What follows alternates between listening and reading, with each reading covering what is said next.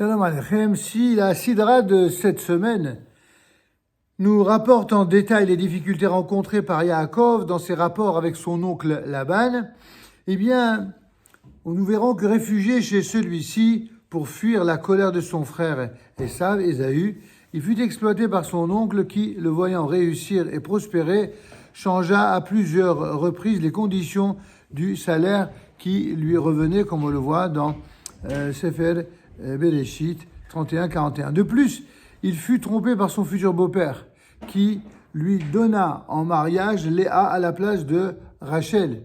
Et c'est à ce dernier épisode que se réfère dès l'abord la Haftara. En effet, pendant de longues périodes de 7 ans, Jacob a été, du fait de Laban, dans l'obligation de garder les troupeaux de celui-ci pour obtenir son épouse, et ainsi sans autre salaire que l'espoir.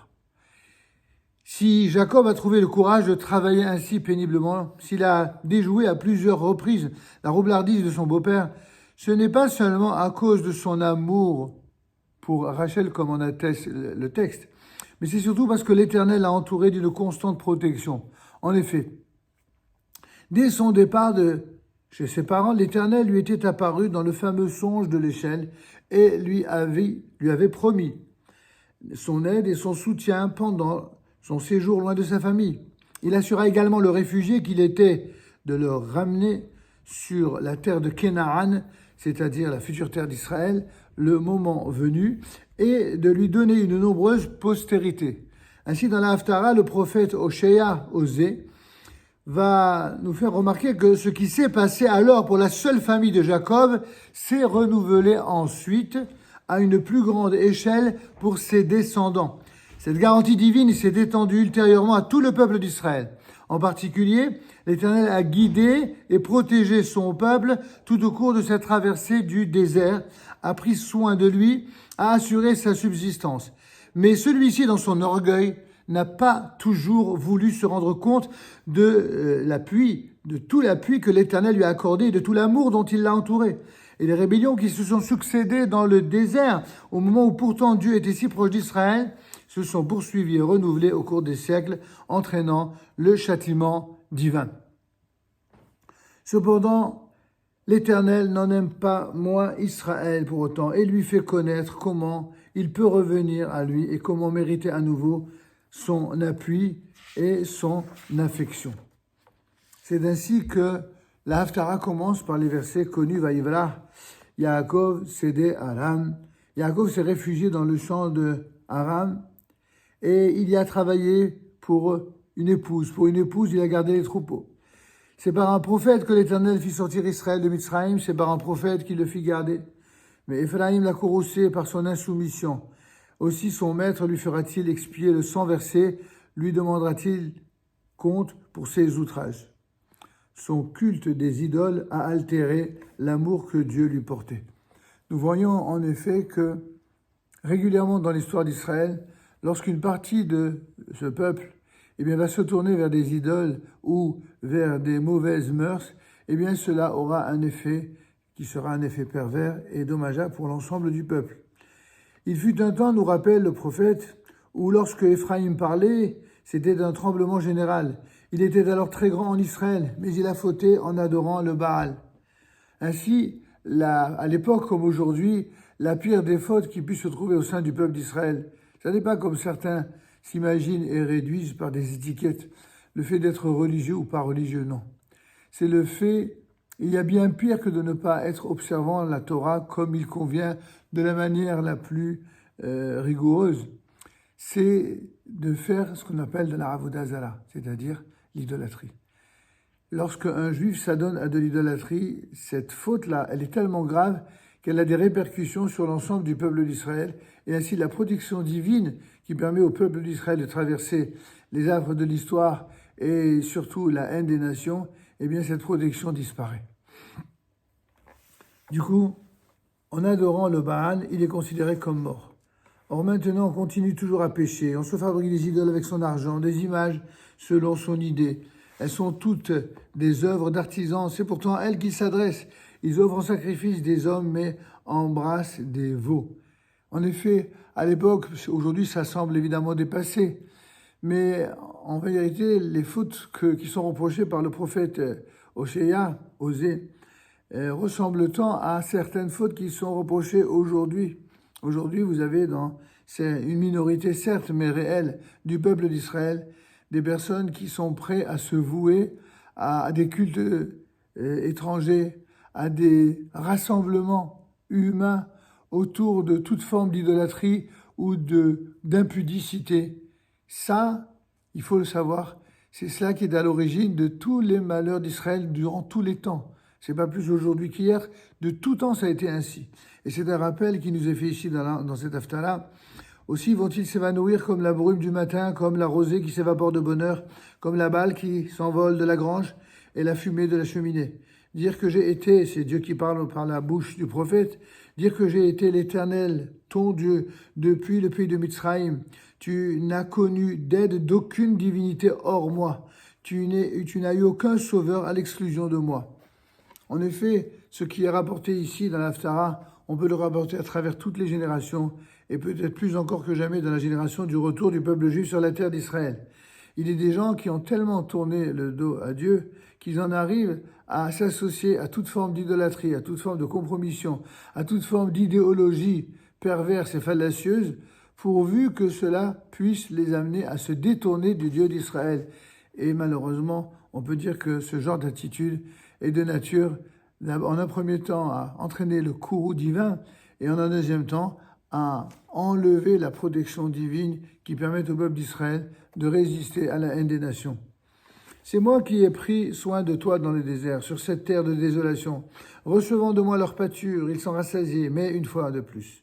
Une fois repus, ils enorgueillissaient leur cœur, et c'est ainsi qu'ils s'en sont venus à m'oublier. En fait, toute la protection du peuple d'Israël consiste à apprécier la bénédiction qui vient de Dieu, et une fois cette bénédiction acquise, eh bien de ne jamais de se détourner de lui. Mais si au contraire, nous sommes repus et que nous avons la bracha, la bénédiction, et qu'au lieu d'être reconnaissants vis-à-vis du Dieu d'Israël, eh bien au contraire, on lui tourne le dos pour adopter des mœurs étrangères, alors malheureusement, les résultats sont terribles et le peuple d'Israël se prépare à de durs tourments. Aussi suis-je devenu à leur égard comme un lion. Je les guette comme un léopard sur la route. Je les attaque comme une ours privée de ses petits. Je déchire l'enveloppe de leur cœur. Je les dévore comme une lionne. Comme une bête d'échange, je les mets en pièces. La cause de ta perte est en toi, ô Israël. Tu t'es rebellé contre moi, ton sauveur. Où donc est le roi que tu t'es donné? Où est-il pour venir à ton secours dans toutes tes cités? Où sont tes nouveaux juges auxquels tu as dit, donne-moi un roi et des chefs? Je vous avais donné un roi dans mon courroux, mais je le révoquerai dans mon irritation. Mais malgré le courroux divin, Dieu ne peut pas châtier sévèrement son enfant, le peuple d'Israël. C'est ce que disent par la suite les versets de la Haftarah. Le péché d'Éphraïm est arrivé à lui, sa faute, il la garde au fond de lui-même, des douleurs de la pâture l'assaillent, mais il est un insensé et non un sage. Aussi le moment venu, ne saura-t-il pas mettre au monde un enfant? Quoi, je le délivrerai du Sheol, je le sauverai de la mort? Non, je serai plutôt ton bras exécuteur. Ô mort, l'instrument de ta destruction, ô Sheol, et enlèverai de mes yeux toute possibilité de me raviser. Oui, même si Éphraïm prospère parmi ses frères, viendra le vent de l'Orient, s'élèvera le vent de l'Est depuis le désert et se desséchera de sa racine. Et ainsi tarira la source qui l'abreuve, l'ennemi dépouillera ses trésors de tous les objets précieux. Shomron, ça vous rappelle quelque chose, la Samarie. Shomron sera châtiée car elle s'est rebellée contre son Dieu. Ses habitants tomberont par l'épée. Ses enfants seront écrasés, ses femmes enceintes éventrées. Si ça ne vous rappelle pas quelque chose. Mais dans son amour infini, il l'appelle à reconnaître sa faute et à obtenir le pardon. En effet, toutes les épreuves, toutes les monstruosités que le peuple d'Israël subit, ça n'est rien d'autre qu'un appel divin à reconnaître sa faute plutôt que de rester inlassablement et de manière incurable, sourd aux insistances divines. C'est ce que dit ici le prophète. Reviens, ô Israël, vers l'Éternel ton Dieu. toi qui as trébuché par ton péché.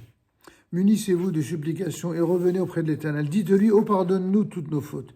Prends en considération ce qu'il y a de bon en nous. Nous voulons en acquitter le sacrifice que nous te devons par l'expression sincère de nos lèvres.